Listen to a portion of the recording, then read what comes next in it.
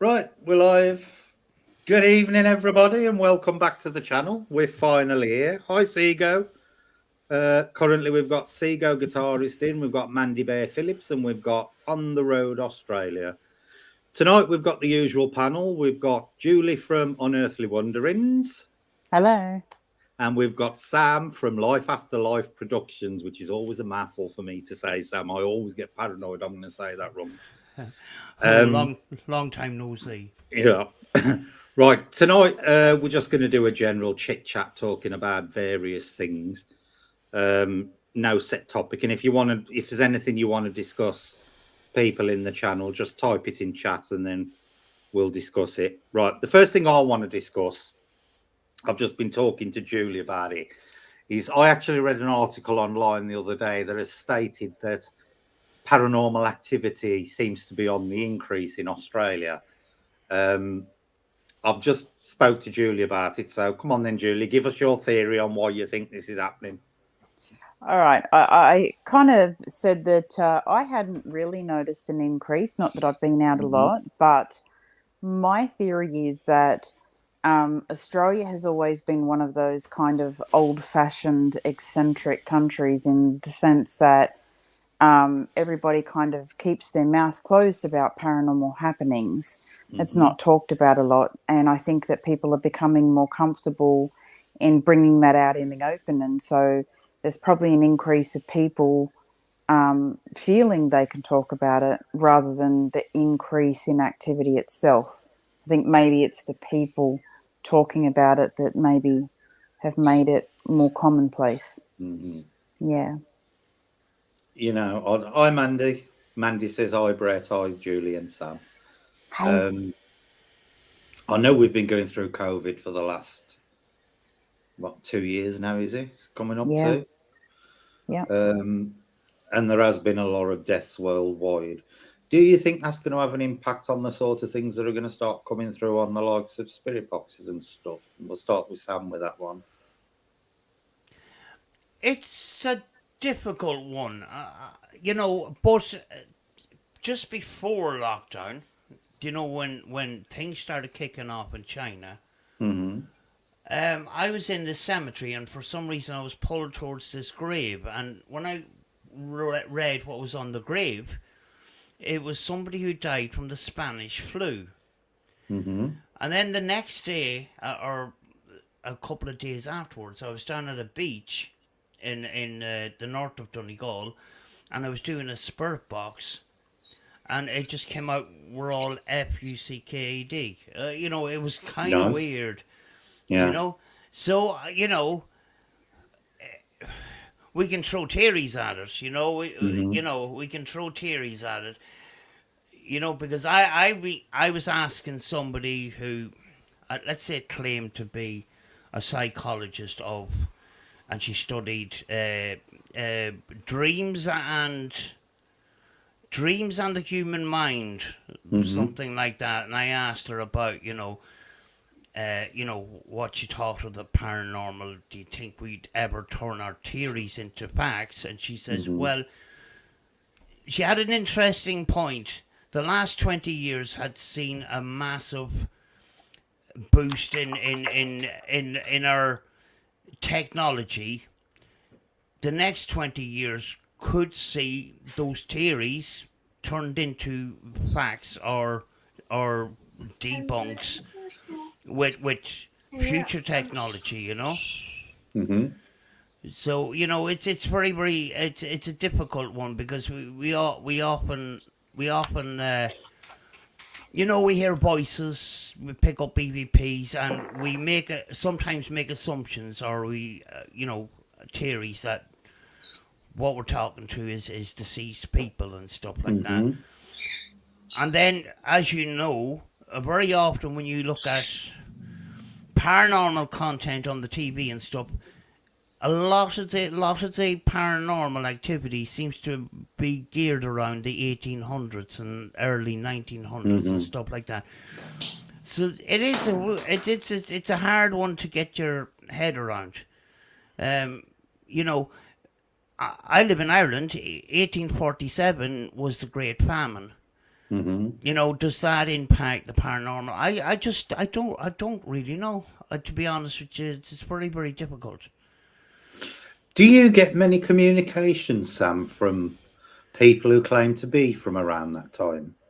Have you ever had anything on the spirit box directly related to, say, like the potato famine? Never heard anything about the potato famine. Never had any Come up. references to it No, at all on the spirit box. See, no. because that's interesting because the potato famine absolutely devastated, as we know, it devastated the Irish population. Yeah. It really did. And because we tend to get a lot of communication from around people who claim to be like Victorian times and stuff like that, don't you think it's odd that you've never got that on a spirit box? Because surely somebody should have mentioned it at some point by now. The thing about the spirit box is to get a full sentence out of a spirit box is extremely difficult. Yeah, yeah. You have to put a jigsaw of words together, and that makes it all the more complex. Even EVPs aren't very long. You know, you'll get a few words. You won't get a big long conversation, and maybe in the next 20 years we might have technology where we can have conversations like we're having conversations now. But at the moment, we're not there, you know, and all we can do is sort of try and put words and bits and pieces together, and you know, assess it that way. Yeah. Which leaves it open to interpretation and, you know, inaccuracies, a lot of inaccuracies, you know. Yeah. It's not a perfect communication by any means, you know. You know. Now it's like you, Julie. You're in Australia, right? Do you ever get anything that's directly related to Aboriginals? Like, do you get anything, like the language? Because I know Aboriginal. I don't know what you actually call the Aboriginal language. Is it Aborigine? I Yeah, ain't sure. Aboriginal. Yeah. Yeah. Do you ever get anything or hear anything on the radio that is actually specific to Aboriginals? I can't say that I have unless I have interpreted something wrong along the way. Because of the Aboriginal culture, I think if I probably did get anything Aboriginal come through, I'd probably cut it out. In the Aboriginal culture, there are always warnings on the TVs and things like that.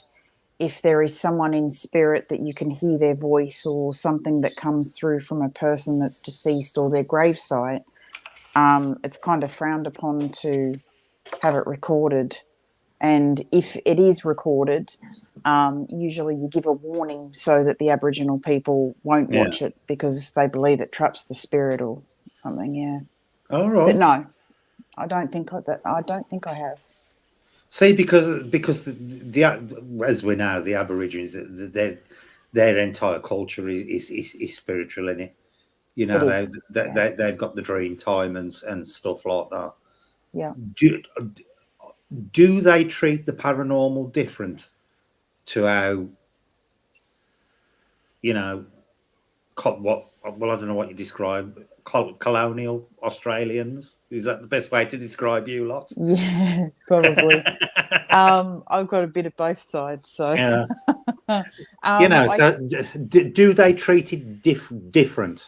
Do they tend to be more accepting of things like ghosts than, yes, say, yeah. people who came to Australia at a later date?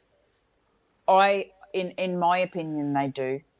Even in regards to cleansing a home, they'll use a certain kind of native leaf and things to cleanse their home, like gum leaves. But everything is very spiritual. It's very they have a way of doing everything. So I would say yes. The Irish. I don't know much about it, but yeah. Yeah. Yeah. The Irish tend to be a bit more reserved, don't they, Sam, with the paranormal? Do you think that's because of, Ireland's famous for its strong Catholic population?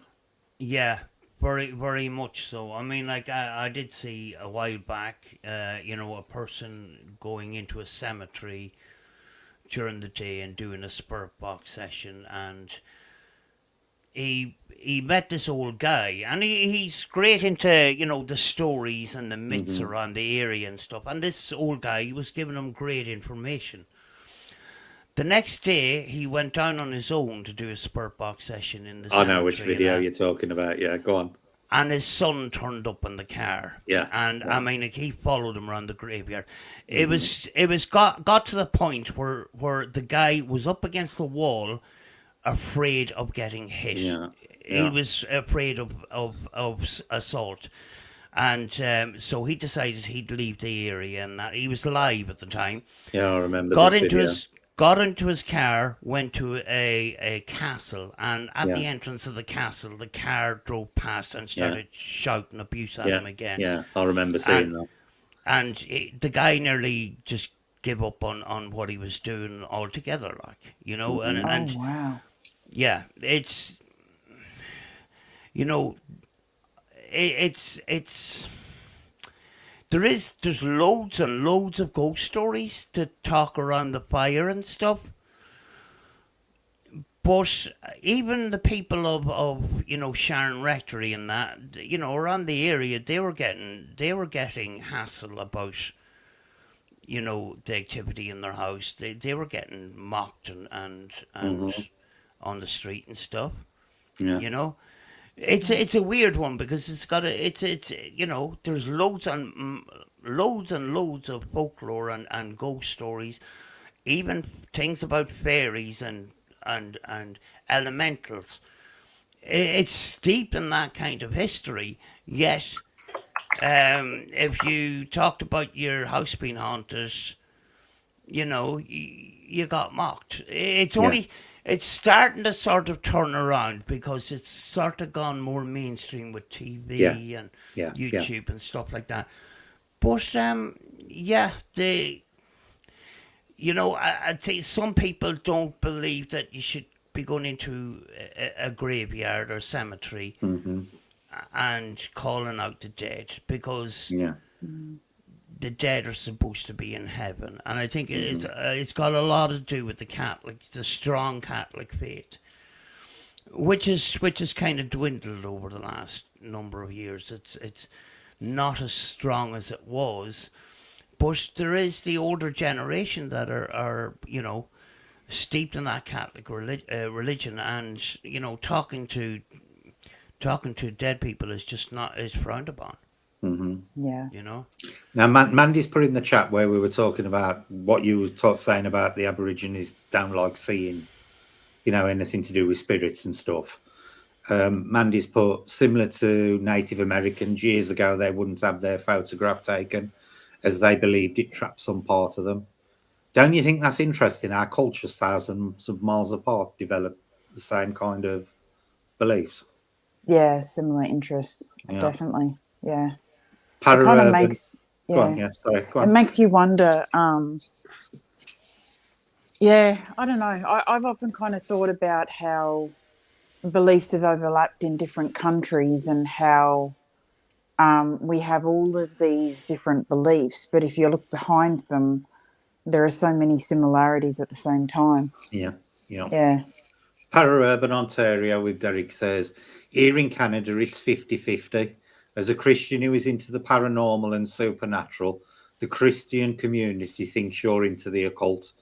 Now, that is a Mm. really interesting point because I think no matter where you go, what country you're in, that seems to be some kind of universal trend. As soon as you're telling anybody, oh, I'm into the paranormal, straight away they think you're some kind of devil worshipper. Yeah. You know that that Yeah. that is that is a that is an interesting point because that seems to be something that, and not only Christian countries, it seems to be anywhere you go in the world. As soon as you start talking anything paranormal, you're suddenly branded of whatever their local evil person is. You're a follower of them. Do either of you, Did either of you, before you got into the paranormal, actually think it was evil? This is going to be interested off Sam, because Sam's a lot more religious than you, Julie. So before you got into it, Sam, what was your opinion of the paranormal? Well, I grew up in a big Catholic family. Yeah. And no matter what way you put it, if it comes up on the news that the Virgin Mary appeared in the middle of a field in County Galway, Yeah. and half the country goes down to this field, and Yeah. because my dad was so religious, we were stuffed into the back of the car, and we had to spend the day praying in this field, Right. around a squared off area in this field, in this farmer's field. Mm-hmm. And I'm kidding you not, the tiny little roads around that area were thronged with cars. Yeah. And and it's similar to knock and that. It's all that is paranormal, no matter what way you kind of look at it. Yeah. Yeah. And actually, I was at a religious retreat when when myself and another 8 or 9 witnesses seen a woman in an old-fashioned white nightdress in the courtyard of this mansion, crying her eyes out, and we were in the arsehole of nowhere. It scared the living daylights out of us. As it would. Yeah. And we had to go and investigate the next day in that, and none of the girls matched that description. I mean, like, it was odd anyway. But, I think our younger, or the younger version, younger people at that time, would, be sort of more accepting of it than the older generation and stuff. Mm-hmm. But, my science teacher, when he spilled out that he was into the paranormal, that he done what we call now ITC. Unusual for a science teacher. Yeah. And he was saying energy can be changed but not destroyed. And that's why there is a possibility that there is ghosts. And there is a guy that actually, and he was referring to Marcello Bacci. And actually, I had seen Marcello Bacci on the news. There was this, at the end of the news, after all the bad doom and gloom, to have a little bit at the end about this guy who talks to spirits through a radio, big wooden radio and that. And I seen that, and I stayed back after class, and I started asking him a few questions and that. And I ended up working with him with a few things and that. But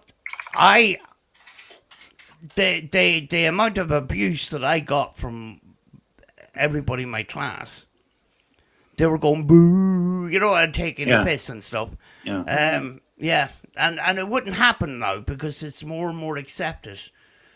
But it was very, very odd for him to come out with that at that time. But, I got bored, and it's strange that I came back to it, Yeah. But I went through crap over it, like. Yeah. Yeah. I did come up. We were working with radios, and we were taking the tuners out of them. And I discovered, I seen Marcello Bacci on a clip where he had this microphone, and I thought, I'm going to try to put a microphone in here. And then I didn't know anything about electronics, but I wired up one of the microphone wires to the speaker. And then I started going around the circuit board and going, hello, hello, hello, hello. And then next thing I got it, where I turned the radio into an amplifier, and I brought it into the teacher, and I says, maybe we could communicate this way. If they're talking through the speaker to us, we can talk to the speaker to them. He says, that's a fucking brilliant idea. But that radio was camouflaged as it was like it looked like a guitar amplifier, and that's all. Yeah. That's what I said to everybody else. It was Well, my I presume, Sam, if they'd have found out what you were doing, he'd have probably lost his job, I presume, at that time. Oh yeah. Oh yeah, this headmaster came into the lab one day, and the excuse was that I was getting some extra classes and stuff like that. You know, but the lab equipment was great because we had the Faraday tents and the reel to reel and the wire recorders. I got to use all of that kind of stuff, Yeah. And then I was able to, I started having the radio at home and listening to static. And one day my mother knocked on the door of my bedroom. She says, "What are you doing?" And I made the stupid mistake of telling her I'm listening to ghosts. And she says, "You're mad in the head. You're gone in the fucking head, like, Yeah. Mm-hmm. Do you know? And we did get responses, but they weren't, they weren't forthcoming like that. You're talking about recording static for hours and then listening for hours and getting headaches and having to take loads of breaks and stuff like that. It just wasn't easy. And when you're a teenager, your patience runs out very quick. Yeah. Yeah. Do you know? And that, what they call that now is direct radio voice, where you're communicating with static, but it's I don't know. I think he was trying to also try and approve or disprove Marcello Bacci, and I think he came to the conclusion that Marcello Bacci had something to do with it himself, where the radio operator had something to do with it too. So there was, there's a whole load of rabbit holes here. My dad was brought up in a very strict Catholic family. My dad's Catholic. My dad was Catholic. He got excommunicated when he married my mom. But, he said he don't believe in religion. He says it's the biggest bullshit on earth. That's his words, not mine. But I started reading tarot cards when I was 14, and my dad was not happy about me having them in the house. Not happy at all. Even though he claimed that,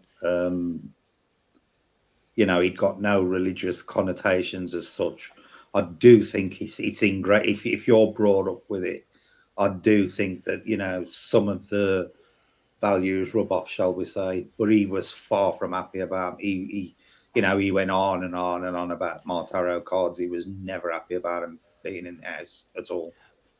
I can imagine. I can imagine so, because back in them days, the tarot cards had the reputation of the Ouija boards. Yeah. Yeah, the occult. Yeah. So, what about you then, Julie? Before you got into the paranormal, what was your opinion on it? I kind of had a similar story to Sam, in the sense that when I was growing up, I was always kind of told that if you saw spirits or ghosts and you told people about them, they said that you were weird in the head, you were seeing things, you were mental, things like that. So if I ever saw anything, I kept it to myself. I also had a set of tarot cards when I was about 16, didn't have them for very long, and I was brought up to believe that, pentagrams and all that kind of stuff was all devil worshipping and conjures things. And I was also told that a lot of the spirits that you would see in things were conjured, and it wasn't until really my late teens, early 20s that I started to look into the occult, spiritual, paranormal stuff for myself, and really gain my own opinion. And it wasn't really until probably, I would say, the last 8 to 10 years that I've really started talking about it. And, I have my own opinions, and if someone doesn't agree with me, well, that's their opinion. But yeah, but it was a long road to get there, and it's difficult. Like, my dad was Catholic as well, and he for a long time didn't really believe that it's something you spoke about. And even now, my dad will sit at the table with me now, and talk about how he's seen things and experienced things. So it Yeah. kind of opens other people up when Yeah. you open up as well. Yeah. I think it's a chain reaction. I've found it's the people you least expect Yep. to have had some kind of experience tend to be the ones who come out and say, "Oh, I had such and such happen to me," or such and such, and you think you were the last person I'd have expected to ever Yep. admit it to something like that. Yep. My dad was the last. Yeah. Yeah. On the road, Australia, I said, "Hi, Julie, hi, Sam." It's right. Neither of them have got the chat open, so they can't see it. Yeah, I'm on my phone. Too lazy to pop chat out on Facebook. No, I have no internet except my phone. Oh, you're so kidding? I'm on my Why? phone. I don't know. I've been in contact with my service provider, and for some reason, I have a problem with the home line, and my NBN hasn't worked for like days. Oh my god! So yeah. Yeah, I can see the chat, but I can't type on it. Yeah, as long as you can see it, Sam, so you'll know if somebody's saying "oh, it's you" or everything. Oh, I'm reading it. Yeah. Yes, that's Coco. You can hear moaning in the background because Koya's trying to get on the sofa. It isn't Satan grumbling in the background. It's Coco. No Satan. We have actually got a new pet here now. Not only have we got the two dogs, we've got a little piece of Australia finally arrived. I picked up my new bearded dragon on January the 3rd. Australian bearded dragon. He's doing fine. Bit of a pig. But you will start seeing him on the channel at some point because once he's a bit bigger and I don't have to watch him scuttling off so much, I can have him on the channel with us. But yeah, we've brought our own bit of Australia over to England. Where are you going now, Julie? There's rain bouncing off the roof. I can hear you. Yeah, I'm moving because I can't hear you properly. Sorry. You're having a lot of rain over there at the moment. To say it's in the middle of your summer, ain't you? Yeah, apparently we're having an El Nina, I think they call it, which is like a really wet season. So yeah, it's crazy and oddly enough, we have had, I think it's the mildest winter ever on record this year. Over here really? in the UK. Yeah, well, you know, we've had grass snakes and stuff start appearing out and stuff. They shouldn't be out until April, March, April time. We're having newts and frogs and all sorts coming out and starting to breed.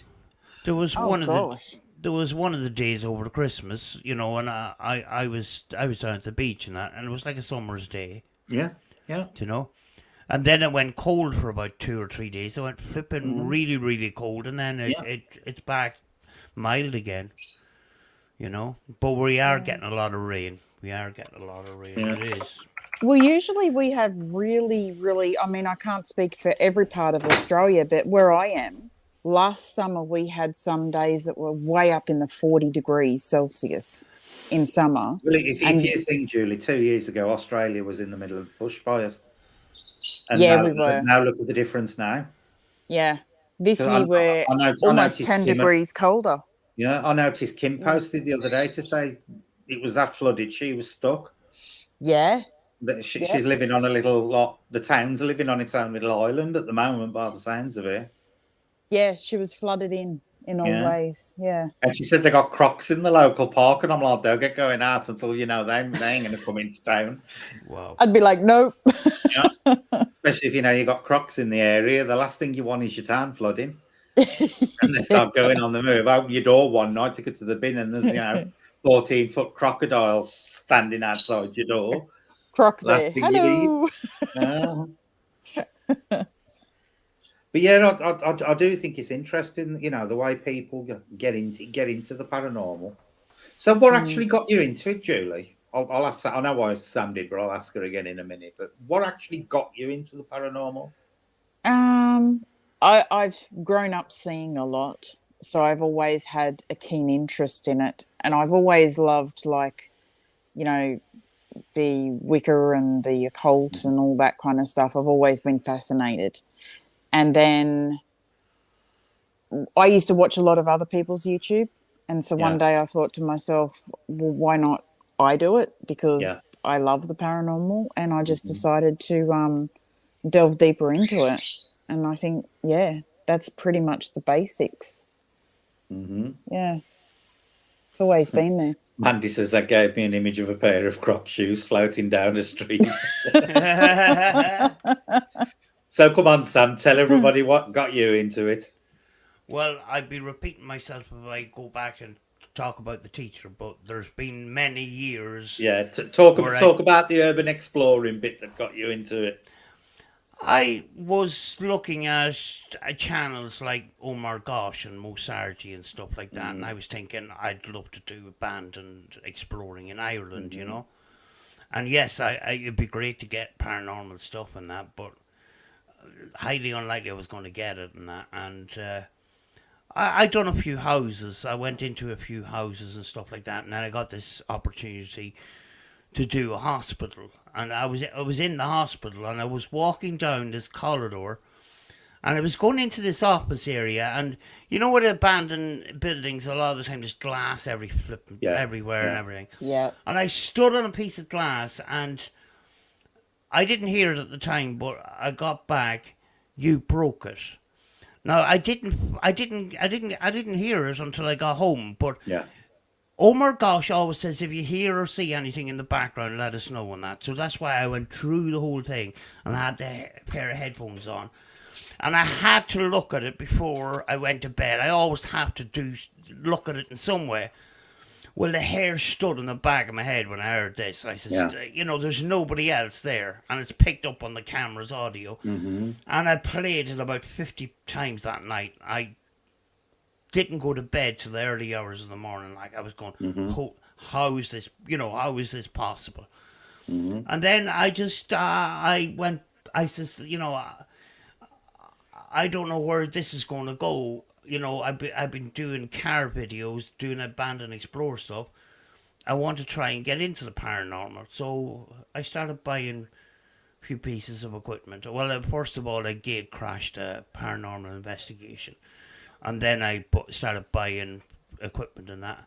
And then I got out of control. So, I'm going back to basics now, where I'm going around with the camera in forests and stuff. And maybe I'm not getting stuff, but someday I will. And you say, oh, you can't keep going back there. People are going to get bored. Keep going back there, because that's where you're going to, at some stage, possibly be familiar with the spirits. It happened. Yeah. It happened to us in Dunry Fort. We had 6 episodes, and they were close to each other. Mm-hmm. And the activity, each episode, the activity started to increase more and more and more. Mm-hmm. And we wanted a place that we could go constantly and keep doing stuff, and over time compare what was happening over time. Mm-hmm. Unfortunately, we picked a building that actually was burnt down, and that all went out the window. Do you know where you get that favorite location that you keep going back to, and you just an experiment? I think everybody who does this has got their one favorite location. Terry and Al said Almar inspired them to get into the paranormal as well too. Yeah. So have you ever had that happen, Julie? Have you ever recorded something and not heard it at the time and then played it back later and there's been heaps of times. I think especially in the beginning too, because when I started filming for my channel, I just had a Canon camera, and I used to walk around the cemeteries and things, and I didn't have a spirit box. I just had the camera. Yeah. And there were quite a few times where I'd get home and I'd be editing the video, going through it, listening and stuff. And you'd pick up EVPs, voices in the camera.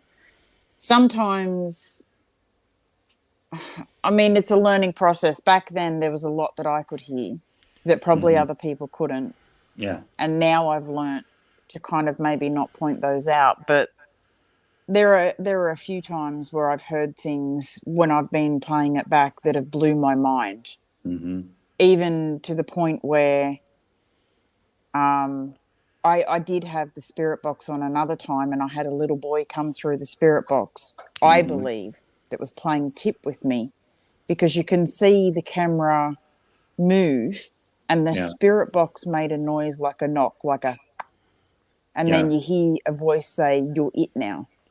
And it was like a little kid's voice. Yeah. And that was one of the things that's blown my mind. And See, that was early on.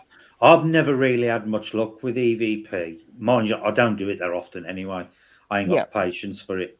But I think the best example I've had of it was the video that I did called The Secret. I think it's on my channel, called The Secret Fairy Garden or something like that. That I actually did with Andy from Elemental Encounters. And I actually left my Tascam at the base of a tree, and we moved off about, now this garden's huge in this house, it is massive. And we moved about 50 yards away, still in view of the tree, because I weren't going anywhere and leaving, an expensive recorder unsupervised. And you can actually hear somebody walking around the tree, come up to the actual recorder and move away. And then at one point, me and Andy are actually talking about, I think it was Pan, and then you suddenly start to hear wind chimes in the background, and that went on for about 15 minutes. And there is no wind chimes in that garden. The house is empty. It was involved in a fire. It's all overgrown, no wind chimes. But as soon as we started talking about Pan, for the next 15 minutes, you can clearly hear wind chimes in the recording. Wow. Constantly going on. That's probably the best one I've ever got. Yeah, Pararurban says, growing up in the 80s, watching Unsolved Mysteries and seeing my grandmother standing at the foot of my bed back then is what got me into the paranormal and supernatural. I'll tell you something, Pararurban. It's amazing how many people seeing relatives who've passed on is the trigger for them to get into the paranormal. I was going to say that. Yeah. It's amazing how many people do, and even the most diehard skeptics who get converted, 9 times out of 10, when you say to them, well, what was it finally got you into the paranormal? They always say it was a family member appearing to them. Yeah. I think as well, a lot of people get into the paranormal because of grief. Yeah. And they want to know what they want to know. They want to try and find out as much as possible. Does the spirit live on? We don't see anything. We're with faith, it's blind faith in a way. And even though we're not scientists, we're still trying, and people are still trying. Do you know? Yeah. And the science community, maybe they do some things, but there's no, if they invest in it, they need a return on their investment. That's why sometimes the paranormal takes a backseat, and it's the people, ordinary people, with very often no science degrees at all. They get into the paranormal to try and find out is there an afterlife, and where is my loved one now? Can I speak to my loved one? Where do I go when I die? Yeah. So here's a question then, and I'll start with Julie on this one. Considering what we've just been talking about, and like Sam says, people who are going through grief suddenly start to get in contact. Do you think that the fact that people are so adamant that it doesn't exist or they don't believe, do you think that puts up some kind of barrier that stops communication? Do you think there has to be some element of acceptance before you can actually start getting anywhere with this? That's a tough one. I think that for me, the more comfortable I got around, spirits and ghosts and things, the more I would see and hear. And I think that in some way, maybe they know if we're afraid or if we're not. Because the last thing you want to do if you're, a loved one in spirit is come in and appear to someone and scare the absolute heck out of them. So I think that there has to be a level of acceptance. Maybe that's why a lot of people, when they're drifting off to sleep, they'll hear their name being called, or Mm-hmm. they'll hear a loved one's voice or something. It's that first point of contact. And then Mm-hmm. as they get more comfortable, maybe then their loved one would show themselves or something. Yeah. Mm-hmm. Yeah. Urban says they have a psychology background. I actually started my psychology degree. It's amazing how the mind works. Sam, what's your opinion on it? Do you think that, being skeptical can actually block communication? Yes. Now we've got this location, right? And the Mm-hmm. staff, I've heard from somebody else who is connected with the staff, said that, they have Ghostbusters coming every Sunday or Saturday night, and they're all a bunch of nut jobs. Mm-hmm. Their staff. I actually spoke to the caretaker of this place. He says he'd never experienced a thing in his life here Mm-hmm. in this particular place, and we were getting activity. It's marked as one of the most haunted houses in Northern Ireland. Mm-hmm. Yet the caretaker hasn't experienced a damn thing. So I think I think there's an element of we give off energy, and we're probably giving off this acceptant energy. We're opening ourselves up to it. Yeah. Yep. Now, whether we experience stuff in sort of a physical sight way, or is it transferred directly to our brain where we just see it, that is up for debate and that. But I think there's a lot of evidence to say that you will experience stuff more if you're a believer in it. Mm-hmm. Do you know? Yeah. Right. So here's another one to the both of you then. Do you think it's possible that some things that people see and can sometimes be witnessed by others is not actually as a result of ghosts or spirits, but actually of the person themselves manifesting something through sheer willpower? Do you think mind over matter actually exists? That's got you both looking thoughtful. That's a good question. Give me 1 second, okay? Okay. I think. You've turned the camera off. Okay, I'm back. It's gone bloody dark in Australia. Yeah, go on, you're back. You're back. Hang on, I'm glitching. Oh, you're working perfectly fine here.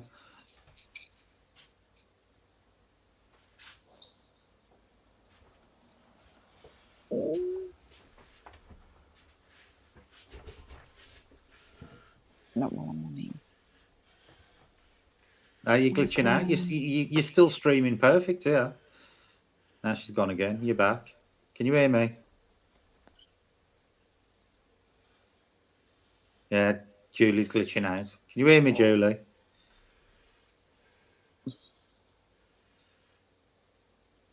Have you muted yourself? She'll come back in a minute. She's probably muted herself. Right. Do you think, Sam, that some things that people witness could actually be the people present generating it and not actually something, even though that's still classed as supernatural? I'm Hello. so sorry. Can you hear us? Yeah, sorry. You were still broadcasting perfectly. I don't know whether you accidentally muted yourself. No, I couldn't see you guys or hear All right. anything. Right, go on, Julie. What were you going to say? You think? I was going to say it's a good question, because if you're in a group setting and everyone's seeing the same thing, Mm-hmm. it would kind of make my logic mind think that there's some kind of other interference. Yeah. Like maybe there's some kind of waves in the air or something that's making them hallucinate. If it wasn't spirit. Other than that, I really don't know. Sam? I can actually put a cat among the pigeons here, and it is Go on then. quite. Go on then. There's this book I got. It was in the bargain bin in my local crystal shop, and it says here how to summon a spirit, and it's got 2 diagrams here on it, right? Can you see Yeah. the 2 diagrams? Yeah. Yeah. Right. It says here, and I've looked at it. It's Is this the one where you stare at it and then look at some at whites and you can see it? First of all you stare at the white dot on Yeah. the figure, Right. and then you look at the Yeah. black dot, and then you'll see a woman manifest in front of you. It's kind Yeah. and Yeah. and it's quite detailed compared to the actual diagrams and the thing. So that's a trick of the mind, Yeah. Yeah. you know, and Yeah. it makes me wonder what other shapes in nature or in our everyday lives trick our minds into seeing something else. Yeah. You know, that's there. It was quite fascinating. I'll zoom in again just to, if people Yeah. want to. So if people want to pause it at some stage and try it out for themselves, it might work on the Yeah. stream maybe. Yeah. You know? Probably will. Like pareidolia. See, yeah. Well, that's basically what it is. See, I do believe that there are certain people who have got the ability to project in some way, shape, or form, and to me, that is still paranormal. It's just paranormal. It's not paranormal from a deceased person angle. You know, I believe that there are probably people out there who, if you can either do it by themselves or can do it when a group of people get together and they, when people say you can feel the tension in the air. Yep. Well, to me, that is some kind of energy, group energy that people are generating. I think there is possibly people out of there who can tap IDQ, who can tap into energy and actually manifest things that other people can see.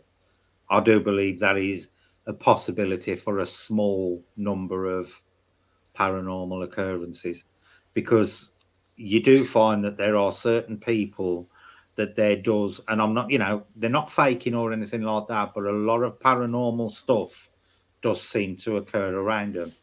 And the biggest example of this for me is poltergeists. Yeah. Because, as you know, it was a poltergeist that got me interested in the paranormal in the first place. But to this day, I am still convinced that I was partly responsible for what went on. I don't Yeah. think I'm fully responsible, because I don't believe what appeared at the end was my doing. I do believe that what I was doing may have attracted something else that joined in. But I do believe that some of the things that went on during that 6 to 8 months was actually my doing rather than some type of ghost or spirit doing it. I have a question for you. Mm-hmm. You know the theory, which, there is evidence to suggest that a lot of poltergeist activity surrounds around adolescents, as they're going through changes of life and things like that. Yeah. What do you believe about a lot of the adult cases of poltergeist activity? Do you believe that they're all fake? Or No. do you believe that there are some that are genuine? I and believe what some causes of them. them?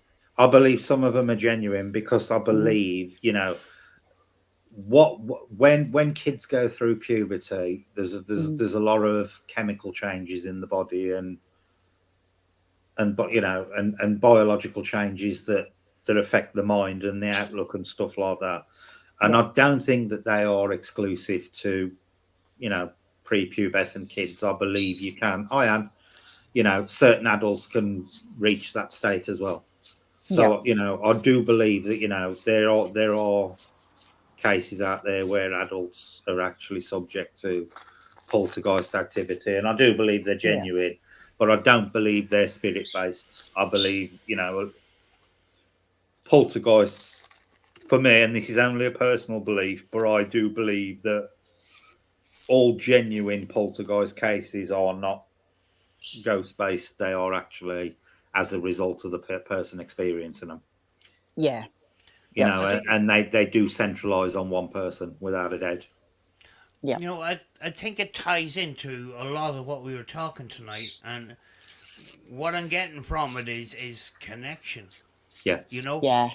and connection we believe is very very important, and there's people that get on with their everyday lives in places where we would pick up paranormal activity because they're just closed off to it. And Mm-hmm. if you got that deep connection, Mm-hmm. God, who knows what could happen, Mm-hmm. Yeah. But actually getting to the bottom of it is extremely difficult without science. But then again, I often say, well, that can't scientifically be proven. Mm-hmm. But Mm. I think it goes beyond science because it is spirituality as well. Mm-hmm. And very often there's a conflict between science and spirituality.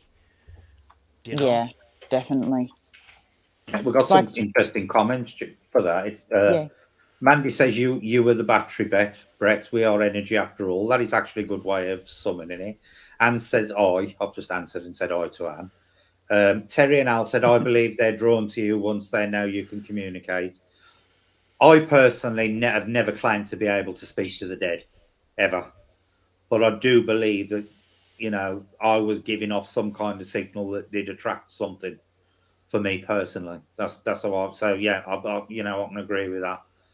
Para Urban says, I investigated a house years ago where the couple thought their house was haunted.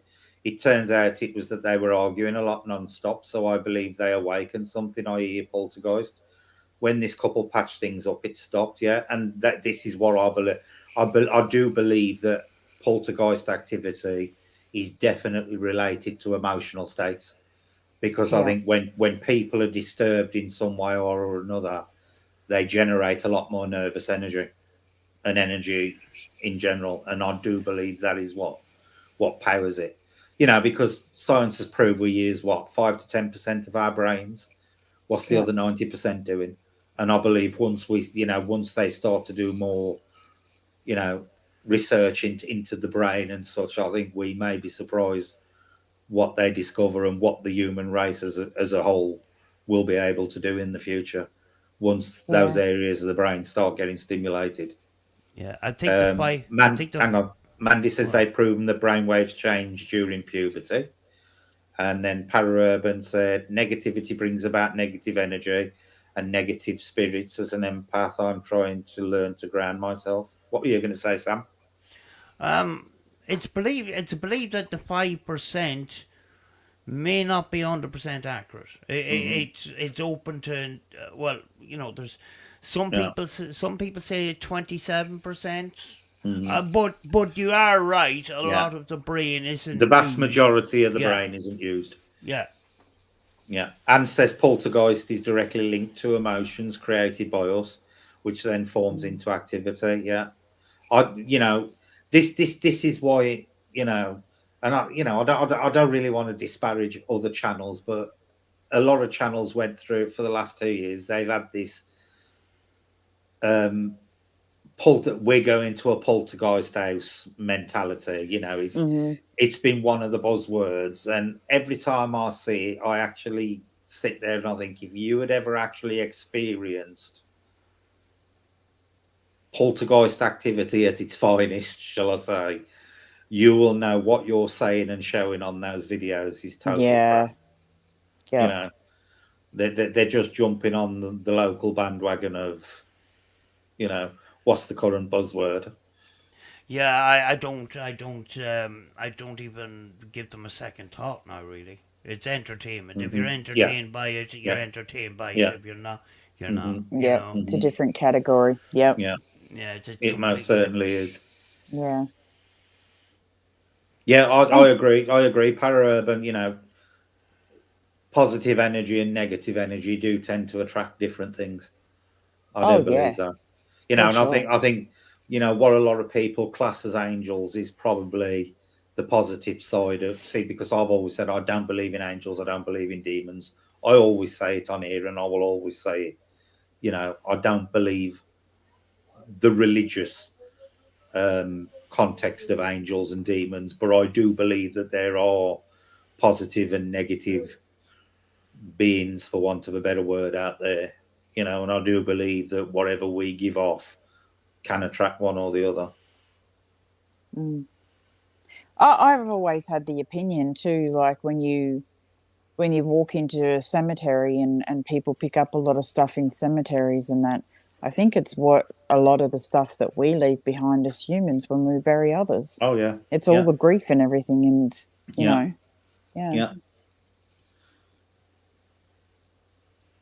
family. And DQ says these channels naming no names seem to find poltergeists all the time. That they do. Or everything's haunted. Yeah. They actually find poltergeists before they've even started their live stream. Yeah. Do you know? There was a famous one about 18 months back. I don't know if you can remember it, Sam, where they were doing a live stream, and the actual title of their video before the live stream started was Poltergeist Attack. Oh. This was before can you remember it? Attacked by poltergeist. This was before the stream before they even went live. So, that was pretty prophetic. Wasn't it just? Well, it could happen if they were attacked by the poltergeist before they went live. Yeah. Yeah, but you know. Yeah. The other thing is, you know, we're starting to get the warning. We should not have come here or whatever. Yeah. Yeah, and a couple of weeks later they'll come back. Yeah. If they get enough views, they'll go back. I'm never going back here again. Next week they're back there. Yeah, just big capital letters, warning. Yeah. Do not watch it alone. See, I am a firm believer, and a lot of these TV, especially the TV programs, you know, Most Haunted, Ghost Adventures, all them lot, they have given Joe Public entirely the wrong opinion about what paranormal activity is and how often it occurs. Yeah. You know, and this is why a lot of channels have flourished on YouTube doing exactly the same thing. If you're going to ask somebody, if you say you go to your local town tomorrow and you ask a bunch of 10 people random in the street who've never actually done a paranormal investigation but have watched something like Most Haunted or Ghost Adventures, how often do you think ghosts appear? They will tell you about every 3 minutes, depending on where you are, sort of thing. You know, and that never happens. You can spend 6 months going to a place and not see, hear, or pick a single thing up. You can go the following night and have 8 hours of constant activity. You know, Joe Public, because of media, has got entirely the wrong impression of what, you know, paranormal investigation is. And I'll be honest to people out there, it is 99% boredom. Yeah. In all honesty. Oh, yeah. Because it's walking around with a camera looking for stuff. Yeah. Yeah.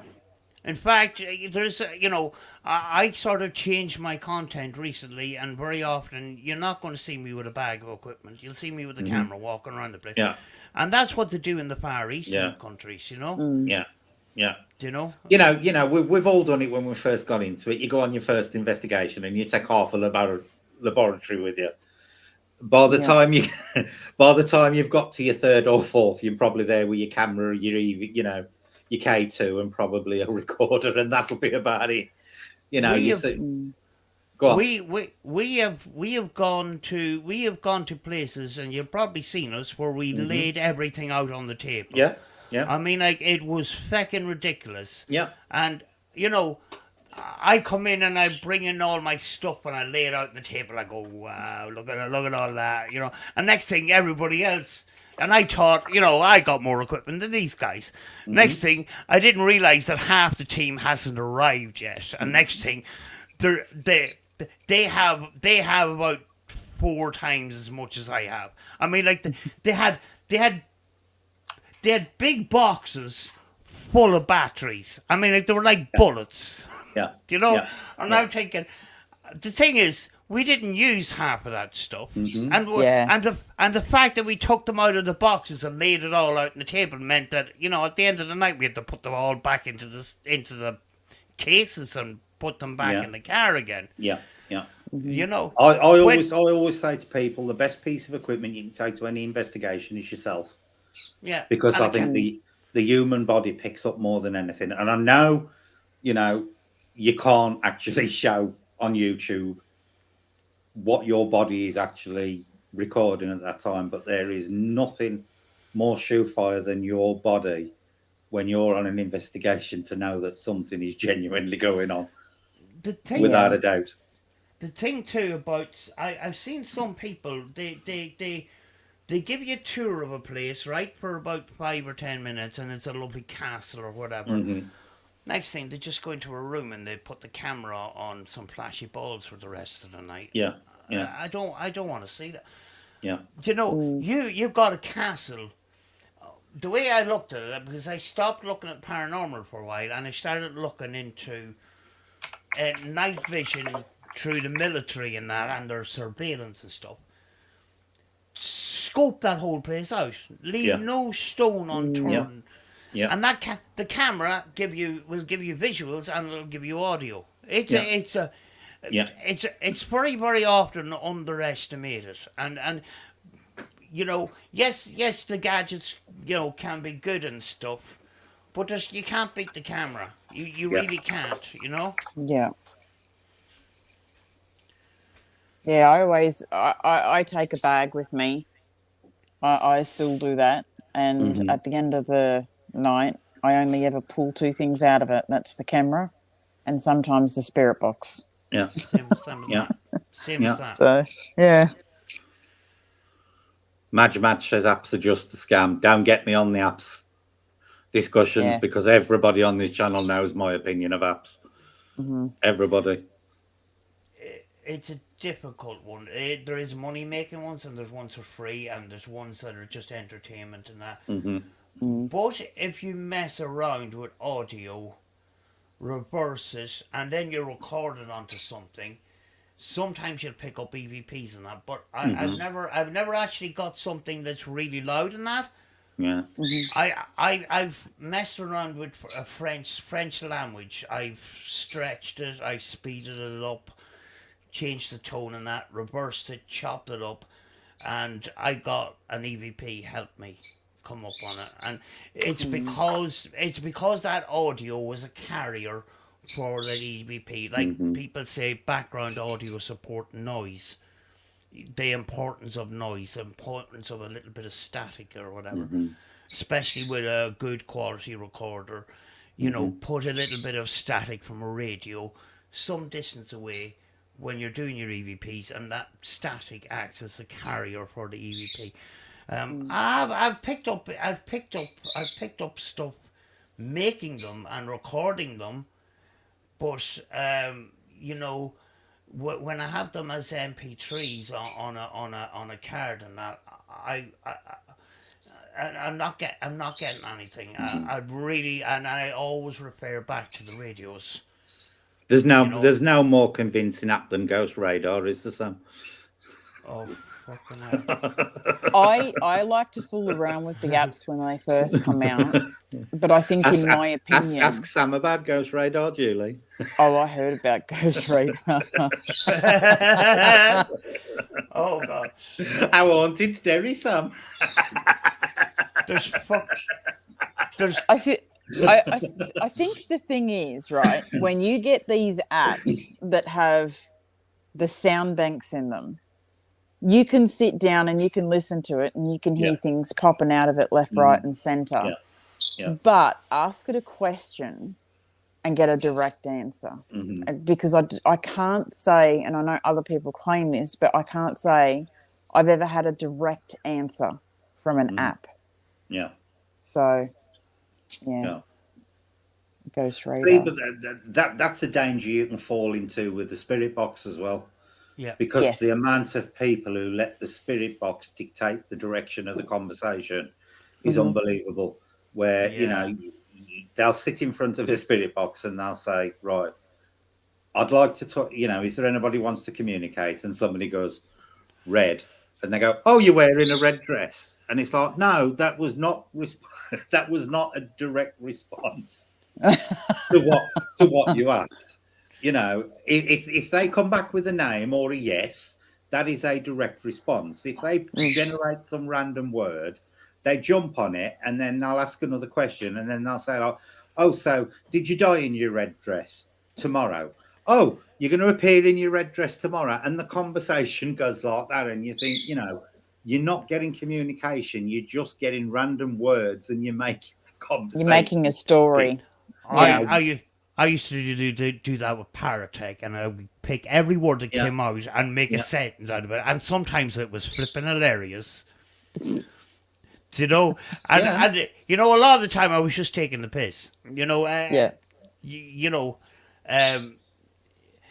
The object of the exercise is every time a word comes up, you have to say something about it.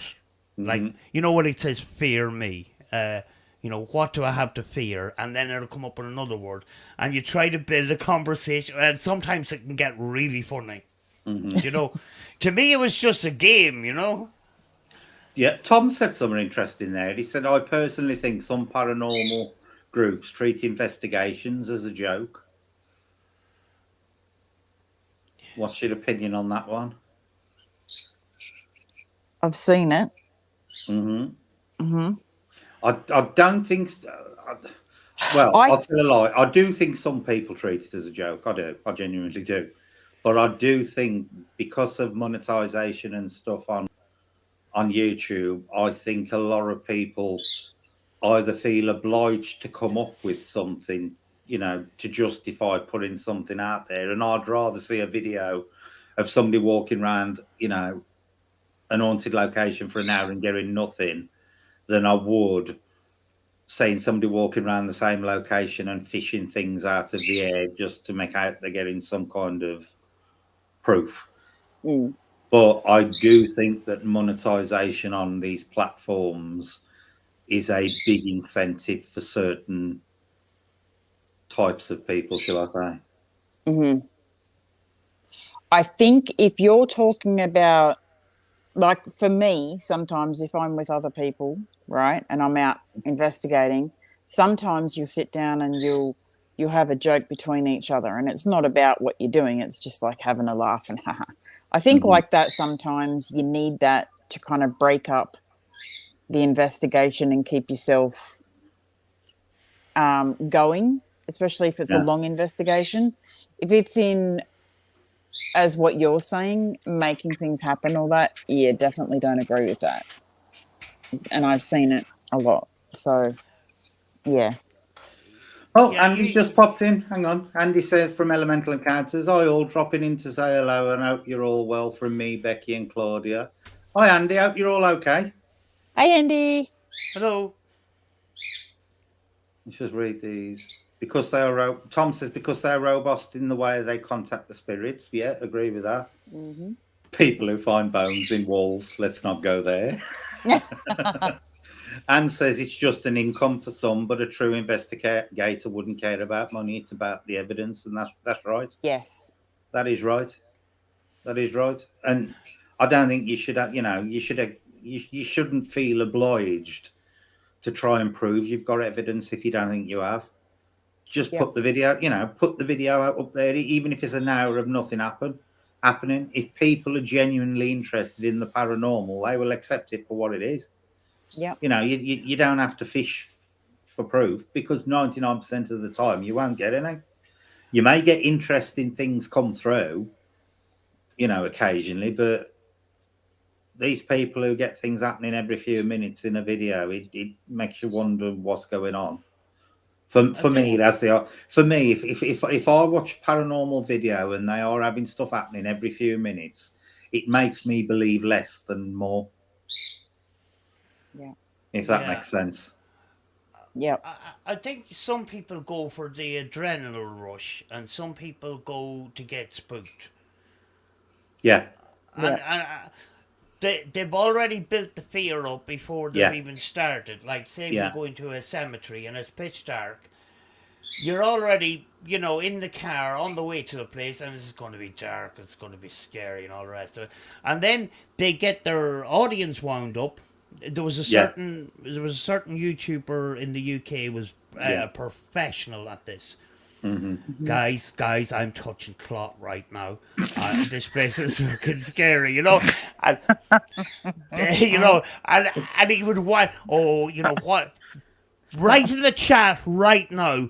What do you feel about this place? And people are going, oh, freaky, scary, creepy, and all the rest of it.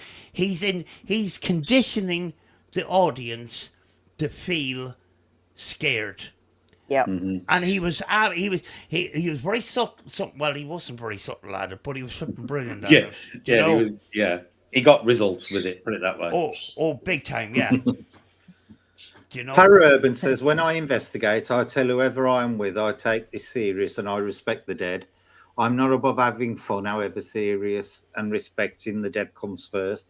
See, I only agree with her up to a point, Paraurban, because I would never go to an investigation with the intent of contacting the dead or presuming I was going to contact the dead. For me, the paranormal is a lot bigger than just ghost hunting. You could encounter something while you're on an investigation that is actually as a result of something that isn't dead. If you know what I'm saying. I don't presume that every communication I get is from somebody dead. Yeah, but that's just personal choice. I go to forests a lot now, and I do joke, watch out for Bigfoot, guys.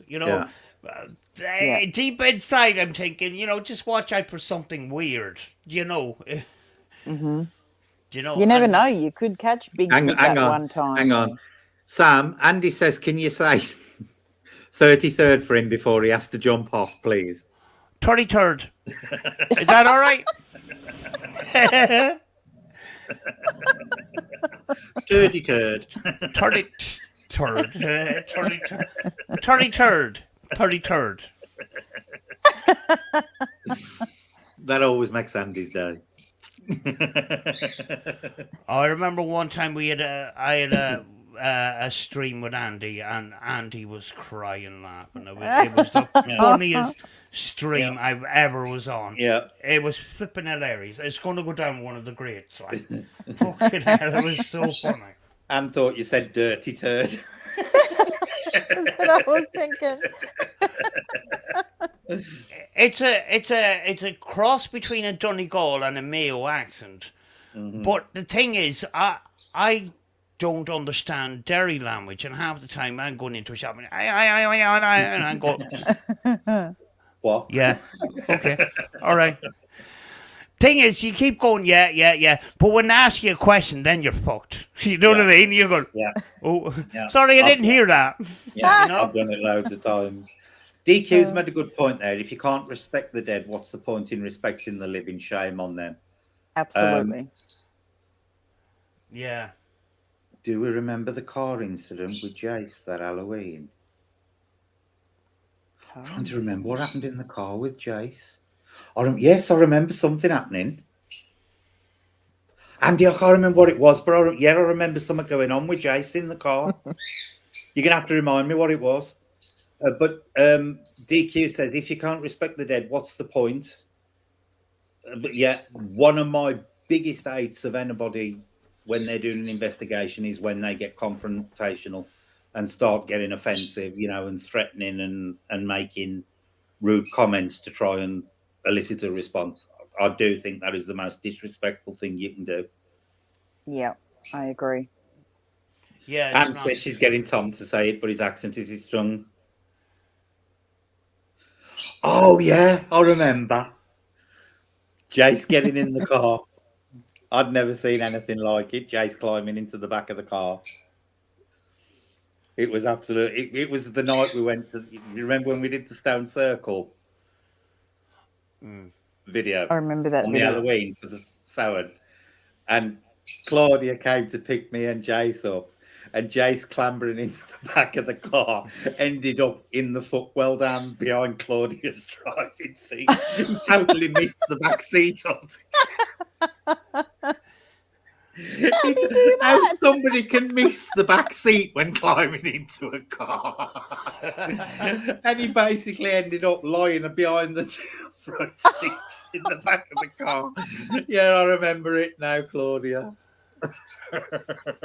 It's like where we used to hide as kids when the car was too full. Yeah, he was actually in the footwell behind Claudia's driving seat, lying behind the back of the, and all he was doing was getting in the back of the car to get to the circle. That's very true, Terry. The dead will be your neighbour someday. Very true. Yep. How on earth did he get out? That was right, did you? I did, yeah. Andy says, and use the effing Jace, don't you know how to sit in a car? I did, yeah.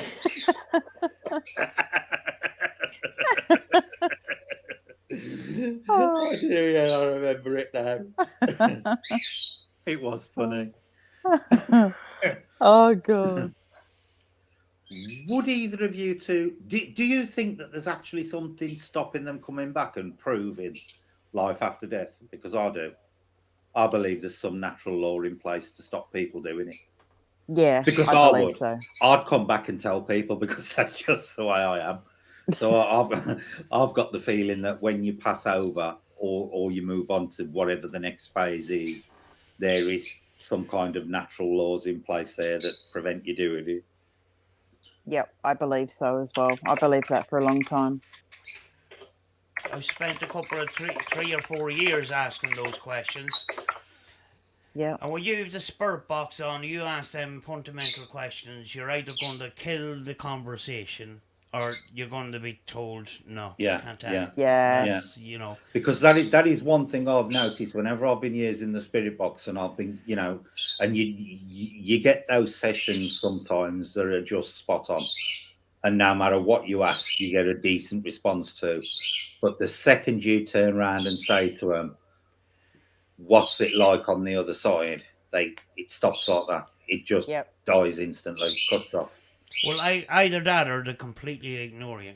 You know, I have loads and loads and loads of sessions where I've asked that question and just not getting an answer, or getting secret, or can't. I've asked it loads of times and never once got a response. Not even a mind your own business, or it's not for you to know. It's just been dead silent straight after. There's just been no response at all. I've only ever had a response once when I said, what's it like on the other side? They said beautiful, or was a word similar to that, and that's it. Yeah. And it was cut off. Do you know, I've come to the stage now where I've done that many sessions that asking those questions just it gets repetitive. Yeah. Do you know, it's kind of got to the stage now where you just turn on the thing and you go, anybody around today? You know, how are you today? Any crack? You know, just have talk normally in that. Yeah. Because, am I talking to dead people? Blah, blah, blah. It just... If you were a spirit and you kept getting asked the same questions, you'd get a bit pissed off, wouldn't you? Yeah. Yeah. And I don't believe we should treat them like performing seals either, which is something else I do see a lot with people. They start communicating with whatever, and immediately they go into performing seal mode, where they want these people to jump through hoops to prove all sorts of things, and you wouldn't do it to somebody you met in the physical side of life. So why should you expect it to be going on? Yeah, a friend of mine called me out for that exact same thing. Mm-hmm. He says, "How dare you respect the dead? Mm-hmm. They're not your performing monkeys." Yeah, and she says to me, I'm sorry, I hope I didn't offend you, but I needed to say that. And I says, I completely understand and I completely agree with you. Mm-hmm. Because sometimes, I think to myself, I'm asking what's your favorite number to get a number to, Mhm. and you put it out on, yes, I do it for the genuine reason, but at the same time, I'm putting it out on YouTube, hoping that people will see it. Yeah. Not to pat myself on the back, so because people will see it for themselves, sort of thing. But at the same time, there's that element of performance that it just sit right with me, No, and mate. that's why I sort of I'm starting to think of a different approach to this, and what do you call the guy that invented the scan radio? The guy that invented the scan radio. My brain isn't working. Uh, he's made these famous boxes. Oh, it'll Frank's come to me. box. Frank. Frank Sumption, yeah. Yeah. He used to sometimes turn on the box and he just would listen, Yeah. Madge Matters put there, where tragedies happen seem to produce more activity.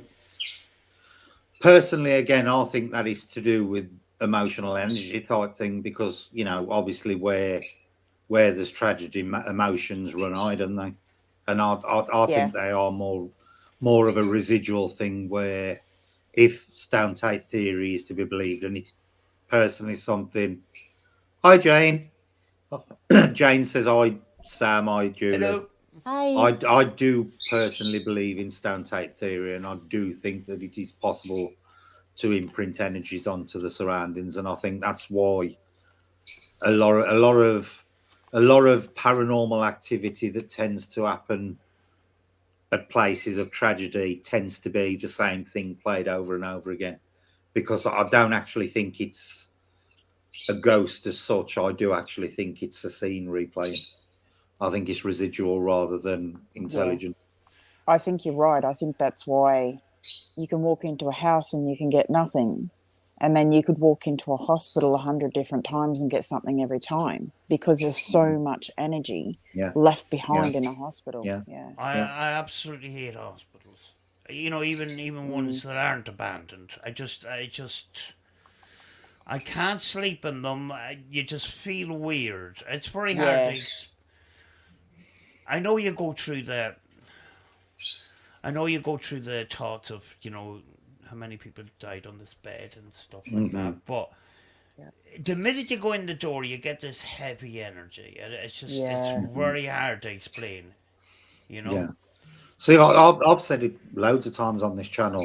I'm one of them people, and I've always said I am as psychic as a cardboard box. But I can walk into certain buildings and think I like it here or I don't like it here. And I'm also the same with people. I can meet people and literally within 5, 10 seconds, I will think, I really don't like you, or Yeah. we're going to get on great, sort of thing. And sometimes they haven't even opened their mouths.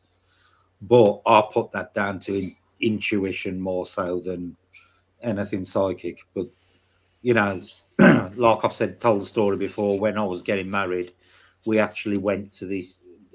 It's actually a place that featured on Most Haunted, called Aidenhill House, which was literally 5 minutes from where I lived. And we went there because we were thinking of having our wedding reception there. And I walked in, and within 5 minutes, I walked out again, and I said to my ex-wife now, who is now, I said, can't have it there. I just don't like it. And she said exactly the same thing. I just walked into that building, and there was just this most horrible atmosphere in there. And the place is beautiful, but it was just the atmosphere of the place. And I said to her, I said, there's no way I could spend a night there, for a reception and enjoy myself. I said, it's just got this most eerie atmosphere to it. And there was Yeah. nothing out of place to make you feel that way. It just felt oppressive, just the way it was. Yeah.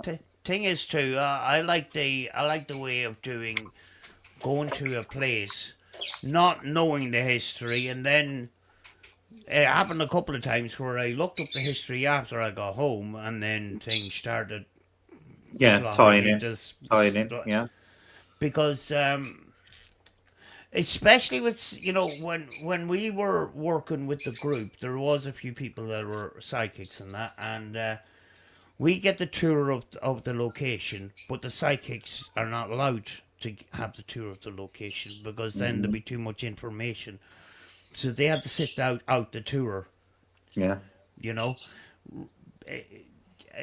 to rule out power of suggestion, Yeah. Mandy says there are tribes and such who use mind altering substances along with rituals that tend to involve oneself as an individual to see. I often think our minds have been numb for too long. Put the crystal meth down, Mandy. Um, yeah, I do believe that is one way that unlocks the mind. Oh yeah.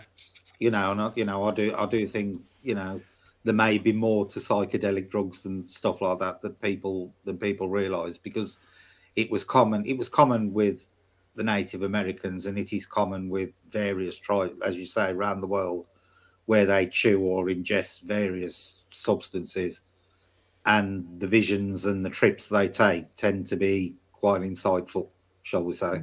Yeah, I remember one day I had to get my gas inspected, and the gas inspector comes in and he sees Robert the doll up on the flipping thing, and he Yeah. goes, "Oh, you into the paranormal?" I said, "Wow, that's Robert the doll, little Robert the doll, and all the rest of it." And Raggedy Ann doll, and all these, and the UK bridal doll is there and everything. He says, "Flipping hell, my wife would love this." And then he got into a conversation about ayahuasca and the way that it sort of. Do you know when we go through stuff every day and we've got stuff in our mind and stuff? Yeah. Every year to go to this place and get the ayahuasca, and what it does is it's like a factory reset, Yeah. like a factory reset of your computer, And it was just a pity I didn't record that conversation because it was very, very interesting. Yeah. And it's Andy sort says of. there's hiding the crystals under the sheet. Well, you think about how much of the human mind we don't use, Yeah. how much potential we have. It would be interesting that no, bloody computer, it's just said, would you like to restart now after update? I'm like, no. I've lost my train of thought now. Fuck's sake. Yeah, About the it would. human That I mind. remembered. It would be interesting. These people who claim they've got all these abilities. It would be interesting to link. Hook them up to an ECG. Is it ECG? Oh, Is it like ECG the one they MRI. do on the head, or whichever, MRI. the one that the brain scans? Yeah, the MRI. Yeah, and link them up and see exactly what their brainwave patterns are like while they're doing whatever they do. I think they've done stuff like that though. And I have no idea. Sam, We have to look that up then. yeah, that's gonna have to be one to look up. Yeah. You You have can't to make a statement like that. They've done it and then not know the results. It was kind of the program that I was watching was way over my head. Do you know it got really geeky? Like, Yeah. do you know? You can get really Yeah. technical and that, and Yeah. you start switching off and that. There was some words there that I've never heard in my life. And I tried to absorb as much as I could, Yeah. but a lot of it was like my head was a sieve. It just went in and went out. See, because a lot of people, claim that they astral travel, and it's quite prevalent in like Buddhism and stuff. When they sleep and stuff, now they've done a lot of scans on the brain of people who sleep, and they do know that your brain waves change once you go into REM.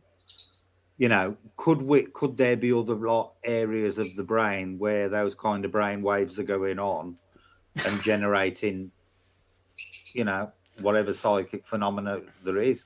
It could be an explanation for telekinesis. People who claim they're being haunted and things are flying off the shelves. How do we know it ain't their brainwaves doing it in some area of the brain or not? You do need a PhD, for some of them. That'd be Anne another says that's interesting. yeah. Anne Sorry. says that's got her interested. Is gonna research that. Yeah, be interesting too to see if they've done a sleep study on someone who actually lucid dream, not lucid Have dream, either of you two ever had an out of astrals. the body experience? I think I've had one. I think I remember it so well, Mm-hmm. but I don't actually know if it was because I don't. There was no me seeing my body leave my body, my soul Mm-hmm. leave my body, or anything. I just ended up somewhere. And Well, I believe I ended up in the Hall of Records. So I was at this place and I mm-hmm. was walking down a corridor. And if you could imagine, it was a corridor that kind of curved around and there was old Roman style pillars. And there was a doorway that I came to. It had like an arch and it had kind of vines growing off it. And I walked in and it was like a massive library. Mm-hmm. And there's a little podium kind of thing, that you put your books on. Yeah. And there's a book there and I wasn't allowed to look in it. But there was a reptilian walking past that was cloaked as well. It was like a full-size reptile. Mm-hmm. Sam, I your had little this grey men are here. conversation. Yeah, with a cloak on. Yeah. And then what happened? You just woke up in your body again. Yep, just boom. After that, I woke up. Sam, have you ever had one? No, I just get those, and a lot of people get them. Is you suddenly wake up and you go, that kind Yeah. of jump. Yeah, the jolt. And, Yeah. and there is theories around that you've actually, while you're sleeping, you've actually gone into kind of spiritual. Your soul has left your body, and the jump is your soul going back into your body. Yeah. Yeah. Do you know? Yeah. It's I've, weird. I've had it explained to me is the jump is actually when your soul leaves the physical body, it vibrates at an higher frequency. And apparently that jump is as your soul comes back. This is whether it's true or not, I don't know. But Yes. this is how I had it explained to me. They said as it re-enters your body and it slows down back to the frequency of this physical realm, that is what causes the jolt. But I don't know. But that's the explanation I've had. Majmat said sleepwalking. Anne said she's got visions while she's asleep. Terry said had numerous brain scans and they found nothing. Majmat said lucid dream. I always lucid dream. I always do. I've ever since for as long as I can remember, I've always been able to control my dreams. Always. Yep. And I've always dreamt in colour because apparently most people don't. From what I've been told, a lot of people dream in black and white. Apparently, but I know I dream in colour because I used to have a recurring nightmare that involved big balls of day glow coloured maggots, and it was the fact they were day glow that always remember. I've always dreamt in colour, but apparently a lot of people don't. Yeah, I can dream in both sometimes. I've never had a black and white dream. Really? Never had a black and white dream in my life. Every dream I've had has always been in full colour, like real life. HD. Wow. 4K. Yeah, in full HD. I have never ever had a black and white dream. I just thought that was a cinematic thing they did to me, to show people that they were actually dreaming. Never had a dream in black and white ever. Jeez. Every dream I've had has always been in normal, like normal everyday colour. I've had a Wizard of Oz dream. Have Where you? it starts out black and white Yeah. and it goes colour. Yeah. I have never, ever, ever had a black and white dream. Wow. Do you dream in colour, Sam? Yeah. Yeah. Yeah, never. I'm kind of wondering, because way back years ago we had black and white television. But then again, now I'm not saying that a lot of this stuff is true, but these slam time where you see the shadow and the eyeballs peeping around the door and that. Very often they're very black and white. Now I know a lot of them are faking that, but some of them must be some element of truth in some of them. But they're still in black and white, like just a greyish colour to the skin and that kind of thing. It's kind of weird. Kind of weird. Terry says What? it's energy put out by the soul. DQ says they dream in colour. Yeah, I always have done. Matt says I've been pinned down before while laid down watching TV. That's the best kind of kinky sex ever, Matt. The soul is a powerful thing. Seagull says, anyone ever had a third person dream, like from the perspective of a camera? No, never. I always dream like I'm looking through my eyes. I've never actually dreamed looking at me from any other perspective whatsoever. I have I haven't. once. I remember it because I was fatally wounded, and I was watching myself. It was just once. Yeah, I always dream first person. Anne says she dreams in colour. Mad Magic, everyone saw in black and white before colour TV came. That's true. Yeah, snooker was a great. Andy says I am always able-bodied in my dreams. In fact, sometimes I have super physical strength in them. I saw something the other day, but can't remember it in full, where it says the brain doesn't see colour. All my dreams have always been in colour. I have said, DQ says I have seen the sleep hag at night when I have had sleep paralysis. That's something else I've never experienced. I've experienced the drop-in, but I have never ever had sleep paralysis. Have you, Sam? No, I don't think so. Have you, Julie? Yeah, I have quite a few times. You've been lying there in the dark and some man's crawled on you. Oh, I've never had anyone crawling on me. Ah, no. see, with sleep paralysis, it's common to have a shadow man crawl on you and pin you down. Nope. I can remember waking up and I can't talk, I can't move, and my body feels like like you're being pushed into the mattress, and you'll be there for whatever period of time, and then all of a sudden you're like, and you can move again. But I've never seen any shadow figures. Mm-hmm. Yep. Anne says, I find I'm actually weaker in a dream, like you can't hit something full strength, it holds back the impact. Do you know, I've had loads of dreams like that, where something that should be easy to do has been impossible to do in the dream for whatever reason. It's like your mind is deliberately inventing things to stop you doing it. Yeah, like running. I've never had that either, where you're running on the spot. Never experienced that. But I've had dreams where I've been trying to do something, and every time I've tried to do it, something else has jumped in to interrupt me doing it, sort of thing. Oh, wow. Do you know maybe from playing too many video games, lol. Do you know you briefly mentioned about sleepwalking? I remember one night going out to the bathroom, and my son was very young at the time, and he's standing in the middle of the hall in his pajamas like a ghost, and he's just staring at you. Jay used to do that when he was little. And I go up to him and I says, Aaron, will you get into bed? And he's not responding. And I go up to him, and I turn on the light, and I'm looking at him, and then I go, and his eyes just, there's no blinking or anything. It's just, yeah. Jay used to do that when he was a lot. He'd even come downstairs when we were in the living room and start to tell us things, and he was fast asleep. You could have full-blown conversations with Jay, and that was when he used to tell us about his nanny was visiting him. And he'd be fast asleep at the time. Wow.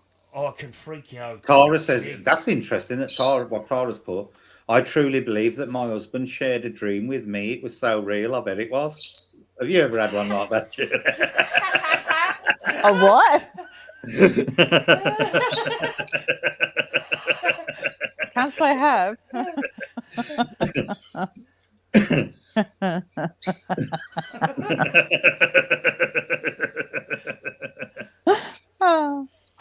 DQ says, my last sleep paralysis, I saw two greys pinning me down, and then I saw a bright white flash as soon as I am able to move. That sounds like you've been abducted, DQ. I don't know. Yeah, I was going to say that.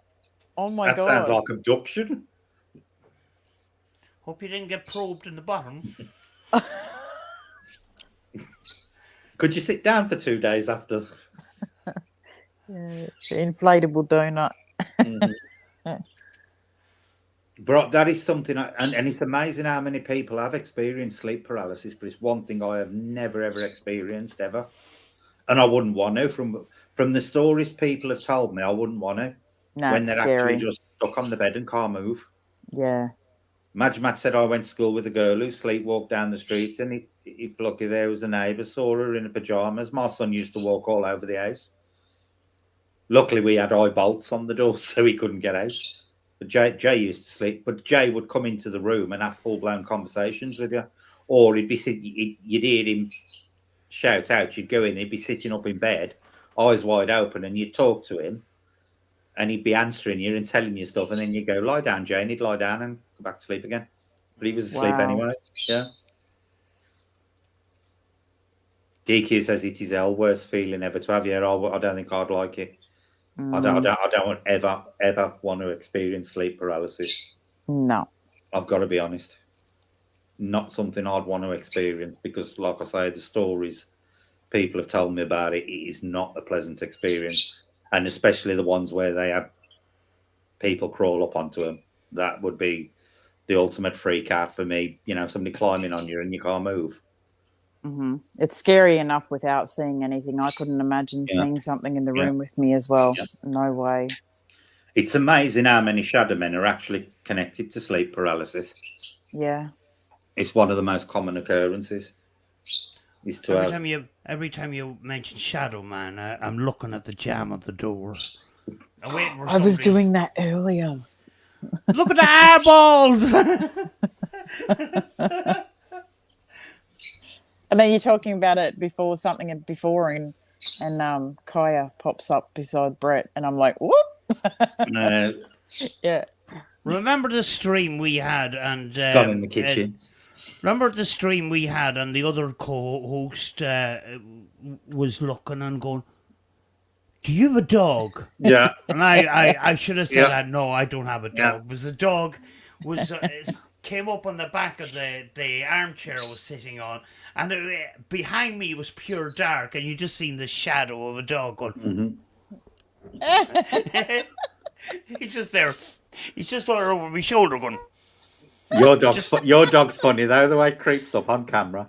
Yeah. Does it ever so crafty? And the hair over the eyes. Yeah. Just staring there. He wouldn't. She'd go up like that and just stare at the camera. You know. And so she can remember that. Yeah. That's right. Matt Science does use sleep paralysis as a cop out to explain paranormal things.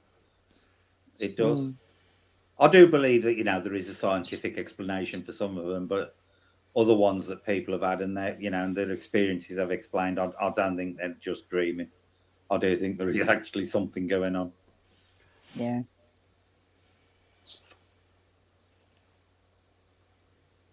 Yeah, like the one I had. I mean, if you go, get down to it, it could probably be scientifically explained.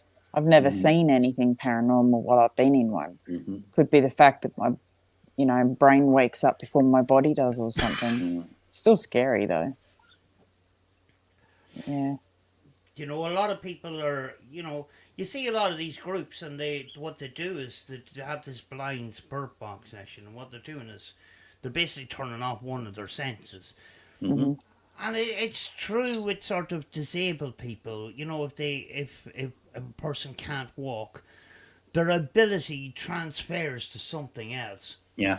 And that's similar to, blindfolding somebody. You can hear better, and that's what people are doing with these blind spirit box sessions, putting the headphones on. They can't even hear the question. They just have to say what's coming up on the spirit box. Yep.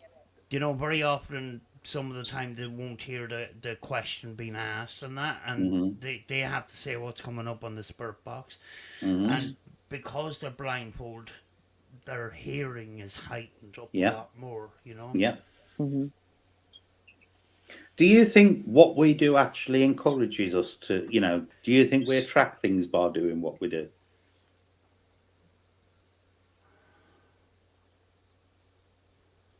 In some respect, I think so. Yeah, I do. Well, when you think about it, I mean, like we're going into a location, or we're in a studio doing a spirit box session. We're inviting it. We're saying it's okay to talk, or it's okay Mm-hmm. to show yourself. Do you know? And I didn't think that can you show yourself is going to be anything fruitful. And Yeah. I one night I says, "Can you show yourself as a light anomaly if you were here?" And it came from a TV show. Let's face it, like.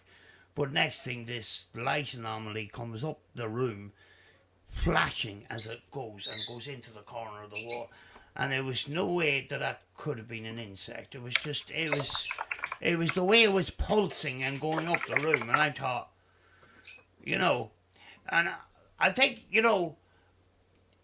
people get on with their ordinary day lives. They don't think about it. But what we're often doing is we often think about the paranormal. What is it? And there's always questions going through your head. You go out to a Mm-hmm. location. Are we talking to deceased? Are we talking to spirits? Or are we talking to a completely parallel universe or whatever? Yeah. We're asking those questions. Ordinary people on the street don't give that a second thought. Mm-hmm. Mm-hmm. And there's a lot of times when say if I done a spirit box session, there's times there where the answers come up just before I ask the question. Mm-hmm. It's kind of weird, Yeah. do you know? Yeah. So there's something. It's a deeper connection that we can't See, fully explain. I used to have that happen a lot, Sam, when I would, not so much now, but I did when I was like in my 20s and 30s. I still do have it occasionally, but not so often, where I could be just sitting quiet and I will suddenly think of somebody. And it could be somebody I haven't seen or heard from in years, and I mean decades. And then within 24 hours, I will either see their name on Facebook or whatever, or they'll pop up somewhere where I'm. Yeah. And I used to have that happen a lot, an awful lot. Not so much. It still happens occasionally, but not very often. But when I was younger, it used to be quite regular. Well, that At happened least not up that until my 30s. That that woman happened not that long ago. yeah, that Yeah. woman who messaged me, Yeah. yeah, out of the Yep. blue. Mm-hmm. Very, very often, say if I have an Amazon package coming or something, Mm-hmm. I normally get up out, I've been watching television, I normally get up and walk to the window and the van is arriving. I used to do that to a friend of mine, and it wasn't a pre-arranged, I'll see you at 1 or whatever. Mm-hmm. I'll automatically just get up and go to the window and see the car pulling up, and I'm down Yeah. there opening the door, and every time going, how the hell did you do that? And I says, I don't know. I just Mm-hmm. don't know. I don't know. Yeah. You know? It's like one of the things that makes me laugh as well is when people go out on investigations and they go, and the spirit followed me home, and that always makes me laugh because I have visions of it tiptoeing behind them and hiding behind dustbins and stuff whenever they turn around. See, I've always been of the belief if whatever realm they're in, and whether they're dead, whether it is they're dead, or whether they're in another universe, or whether they're just on a different dimension or whatever, I believe they can go to wherever they want to instantly. I don't think they have to Yeah. follow you anywhere. If they want to go to where you are currently, they can be there in the blink of an eye. Do Yeah. you know when I worked with the group and that, and when Mhm. they brought that up at the end of an investigation, you're driving home in the car and you're afraid to look in the rear view mirror in case Mhm. you're flipping passengers. Like, Yeah. I don't want to see See, I Yeah, I had don't believe they have to. I don't believe they do have to follow you. They can beat you no. home as far as I'm concerned. Yeah. I was when I went to Monte Cristo, the haunted house here, and I stayed the night. He actually warned us. I think before we left home, he said, "When you go home," he said, "you're probably going to have things happen." He said, "But it's not because anyone's followed you home. It's Mhm. because the house is so charged up Yeah, you've took that part you're of it with you. charged up as well, and Yeah, it takes a couple of days to come yeah, down from it." Yeah. yeah. I remember one time doing a paranormal investigation in it's the Ireland exorcist house. It's the Cuneen ghost house. Mm-hmm. And that first time I ever went there, I threw up, and it was really, really bad. And I didn't realize that Andy Matthews' film crew were suffering the same thing a couple of months before that. Mm-hmm. But there was so much terror around this house, and when I got home, my friend was with me who was going to investigate with me, but then he chickened out and he decided to stay in the car. But he says it was the worst journey home ever because I was the most angriest person, and it was like it was a completely different person. Different person, yeah. But when I got into the house and I noticed that I had, dirt and dust from the house, I got into the bath and I took off my clothes and I hosed them down so I wouldn't have a piece of the house in my house. Mm-hmm. That's how scared I was. Now, Yeah. it was probably psychological, but when I added up that I was throwing up violently and stuff like that, I didn't want to take any chances. But there was nothing scientifically to prove that I would take a piece of that. But there was stories that people were taking stones from the house and having to bring them back and things like that. So yeah, it was kind of. I says I'm not going to take a chance. I went from the door into the bath, took out everything, and hosed it all down. I says that stuff is going down the drain right now. All the dust that was on my trousers and everything. And that's what sometimes fear does. Mm-hmm. It sometimes puts you in a direction where you're either put in a right direction or a completely wrong direction. Very often in a wrong direction. You get scared. Something happens to you. You get touched or you get scratched or whatever. Then you start adding stuff to it. Mm-hmm. Like people getting 3 scratches, but the thing is, there's 3 fingers there that are longer than the rest of your fingers, and that's going to give you 3 scratches. Mm-hmm. You get paranoid sometimes, and that's one thing that I've had to learn not to do. But and very often, and I've said before, people are going to these places and they're getting scared. No, suck it up. It's not going to hurt you. But I've learned from Rachel actually that that area that we went to in the little forest, it was genuine overcome with fear. It's all right, Sam. I ain't smirking at what you're saying. It's this question Anne's just asked. I'm going to read out in a minute.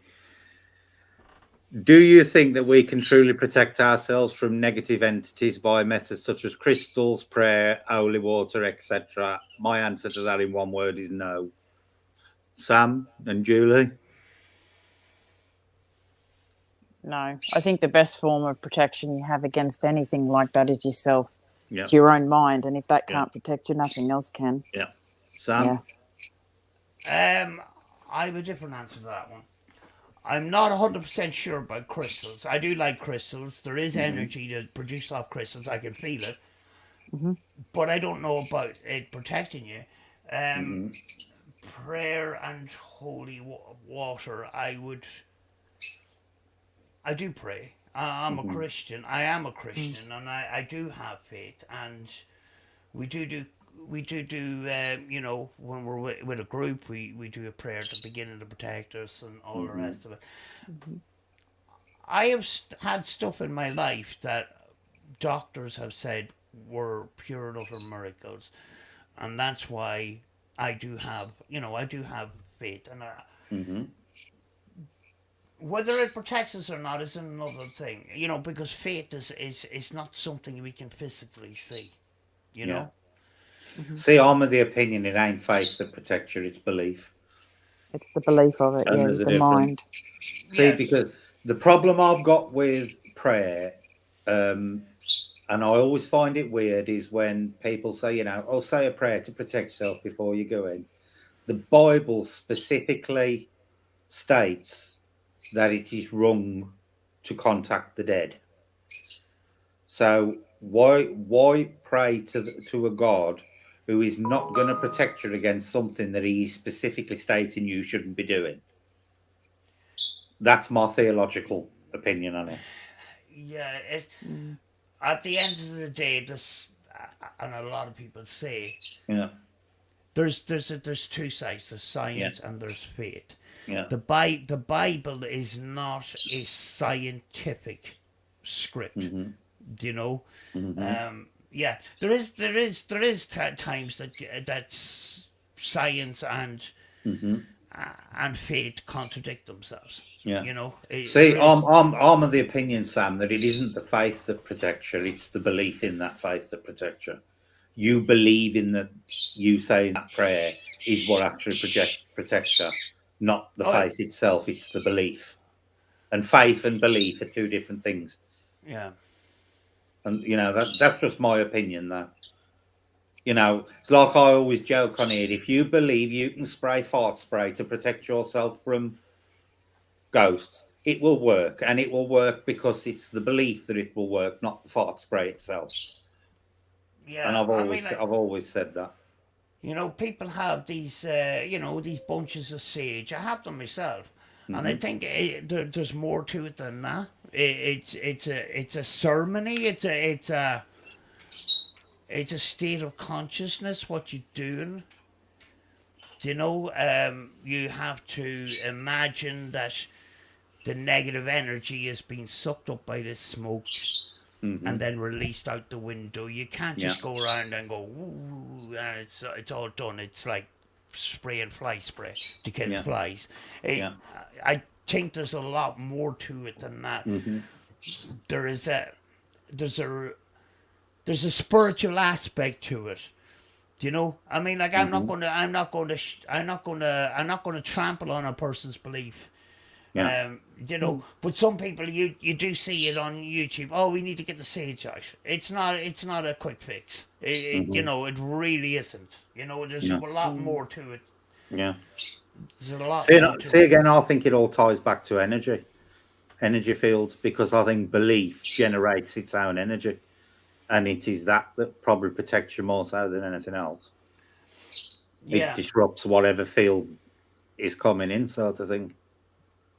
Yeah. And this is why I think a lot of paranormal phenomena is connected to electromagnetic energy, because it is a form of energy.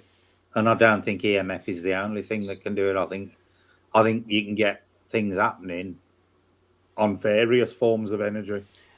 There's this. It's like if you have very sensitive hands and you have a block of crystal, and you put your finger close, you'll feel that little wall of energy. And some places are like that, where you can feel that resistance. You can hear that boom boom boom boom boom boom, and you can say, well, yeah.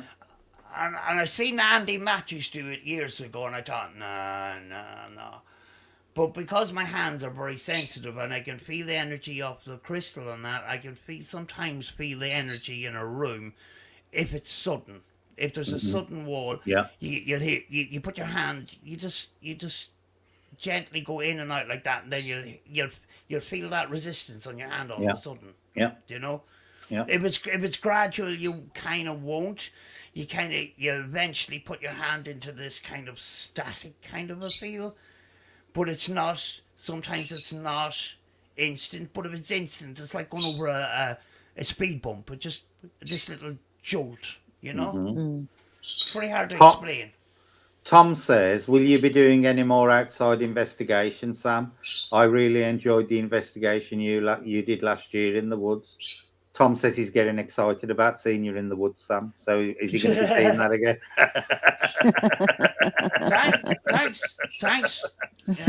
Thanks very much, because I don't know how people were feeling about me doing that kind of thing. And the thing is, I like the woods with the night vision, is because if you bring a night vision camera onto a beach, that the light only projects so far. Yeah. You don't see an awful lot in the woods. What happens is the light bounces off the trees and Yeah. reflects, and it just lights it up so well. It's so easy to film in woods and stuff. I had intended to do another one this week, but I don't know if I'm going to get around to having one out by Sunday. But we'll see what we can do for next week, maybe. You know. My favourite little cemetery of yours, Sam, was the one with the priest that's buried at the foot of the church. Oh, but that would be quite difficult to get to at night time, wouldn't it? Because the ground's so uneven. It is, but Go on, Sam. I can't get my head around that image right at the door. It looked like it was 7 feet. Yeah. I went back the next day and I says, maybe it was a gravestone. It's not. No. It's someone on the path right beside my photographer who didn't see it, and it's like they're about to walk into the thing. But when you see it on a film, it's not moving, but it's clearly on the footpath which is sunken down. It's actually covering the wall. It's not up on the high. It's not up on the higher ground. It was a weird one. I might never get to the bottom of that one. That was a good catch. Yeah. See, I like to watch your graveyard ones in Australia, Julie, because I think the Australian cemeteries are amazing compared to the ones over here. I just love them. It's like your blogs. You did a blog the other day that I thought was really interesting. It was something about sunny days. Can you remember that one? The sunny days. Yes, Which one was that? days. Well, it was really interesting because the picture for the it was a bit contradictory. if you look closely on that picture, there's a little clue there that water was cold.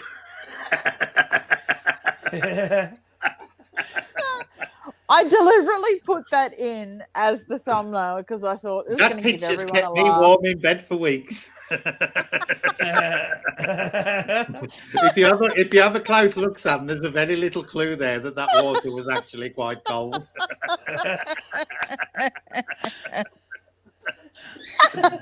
And it was so ironic that the title to the blog was something about sunny days.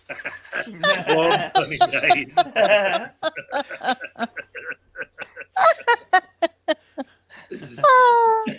I'm glad it gave you a laugh. Madge says bullets. Yeah, me blushing now. Right, folks, on that happy note, we've been going for just over 2 hours, so I think we'll call it a night for tonight. If you two are happy to do this next Friday, we'll do it again next Friday. Absolutely. Yeah. Sam? Yeah. Because I always enjoy these chats and it's nice to get back into them. Right, so I'm going to call it tonight. If you two stop on after we go offline, we can carry on chatting. But thank you, everybody, for coming in, and love all your input and stuff, because it does raise some nice questions to ask. So we will see you next Friday with Sam and Julie again. It'll be 9:15 again. So until then, have a good night, everybody. Keep yourself safe, considering what's going on, and we will see you next week. Bye all. Bye.